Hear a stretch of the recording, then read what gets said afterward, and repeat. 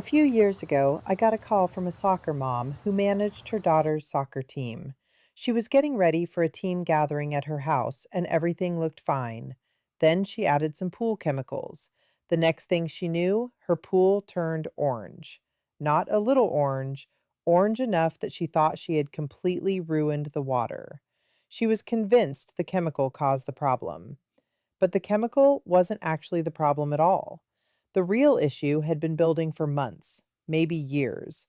Her pool's alkalinity had been running low, her water balance was off, and an aging heater had been slowly contributing metals to the water. The moment she added the chemical, it simply exposed a problem that was already there. Today, I'm going to explain what total alkalinity really does, why it matters more than most pool owners realize, and how keeping it in range can help prevent expensive problems before they happen. If your pH won't stay put no matter what you add, total alkalinity is probably why. Most pool owners have never even heard of total alkalinity. They test their pH, add chemicals, watch it drift right back out of range, and wonder what they're doing wrong. The answer almost always comes back to alkalinity. Fix that first, and everything else falls into place. Let's break down what total alkalinity actually is, why it matters more than most people realize, and how the Total Alkalinity Calculator at pooltoolkit.com tells you exactly what to add to get it right. Total alkalinity is a measure of your water's ability to resist changes in pH. Think of it as a buffer, a shock absorber that keeps your pH stable when things try to push it around. Rain, bather load, chemicals, sunlight, all of these put pressure on your pH. When your alkalinity is in range, your pH holds steady. When it's not, your pH bounces all over the place. The ideal range for total alkalinity in a residential pool is between 80 and 120 parts per million. That's your target zone. When alkalinity drops below 80 parts per million, your pH becomes unstable. It swings up and down with every little change: a heavy rain, a pool party, a dose of chlorine. You end up chasing pH all season and never quite catching it. Low alkalinity also makes your water corrosive, which means it starts attacking your pool surfaces, equipment, and anything metal it touches. When alkalinity climbs above 120 parts per million, your pH gets stubborn. It resists moving even when you add chemicals to adjust it. High alkalinity also contributes to cloudy water and scale buildup on pool surfaces and inside your equipment. Here's something important that trips people up. Alkalinity and pH are related, but they're not the same thing. pH measures where your water sits on the acid to base scale right now. Alkalinity measures how well your water can hold that position when something tries to change it. You can have a pH of 7.4 and alkalinity that's way out of range in either direction.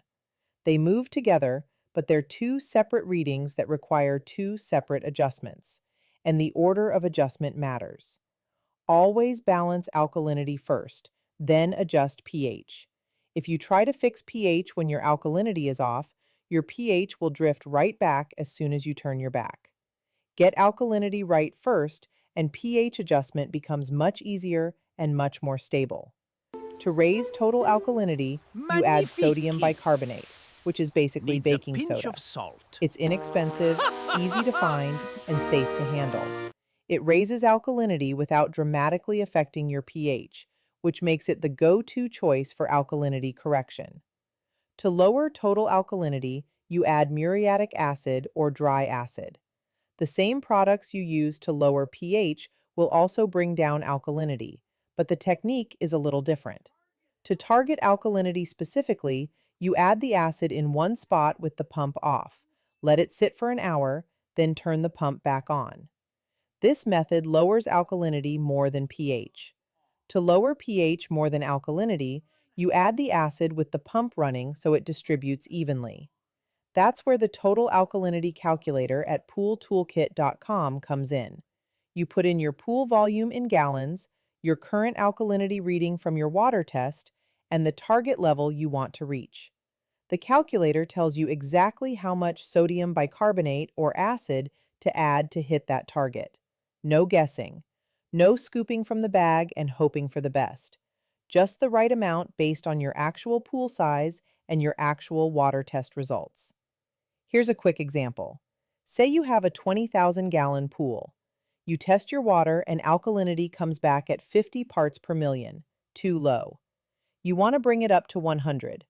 Plug those numbers into the calculator and it gives you the exact number of pounds of baking soda to add. You add it, run your pump for a few hours, test again. That's it. No math, no charts, no guessing. A few things worth knowing about alkalinity that will save you time. After adding sodium bicarbonate, give it at least a few hours of circulation before retesting. Alkalinity adjustments need time to fully distribute through the water. If you need to make a large alkalinity adjustment, split it into 2 doses a day apart rather than dumping it all in at once. Large doses can temporarily spike your pH. Test alkalinity at least once a week during swim season.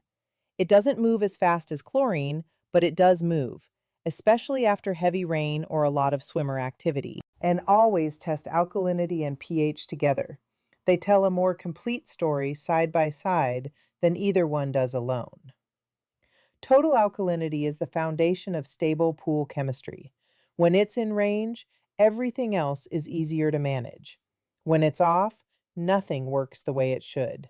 Fix alkalinity first, then pH, then chlorine. That's the right order, and it saves you hours of chasing numbers that won't stay put. Remember that soccer mom from the beginning of the video whose pool suddenly turned orange right before the teen party? What happened was her alkalinity had been running low for quite a while. Low alkalinity can contribute to unstable water balance, and over time that aggressive water can be hard on metal components like older heaters. As the heater aged, small amounts of iron found their way into the water. The pool looked perfectly normal because the iron was dissolved and invisible.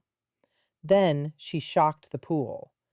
The chlorine oxidized the iron, and almost overnight, the water turned a rusty orange color. The good news? The pool wasn't ruined. We corrected the alkalinity, balanced the water properly, and added a metal sequestrant to bind up the iron and keep it from staining. A short time later, the water was blue again, the team party was back on, and those girls got to celebrate their season in the pool instead of standing around staring at orange water. That's why total alkalinity matters. It doesn't just help keep your pH stable. It helps protect your equipment, supports overall water balance, and can prevent small problems from turning into expensive ones. Get your alkalinity right, and a lot of the rest of pool care gets easier. The Total Alkalinity Calculator at pooltoolkit.com makes the math simple. Test your water, plug in your numbers, and add exactly what it tells you. Try it out at pooltoolkit.com. And that's getting pool schooled.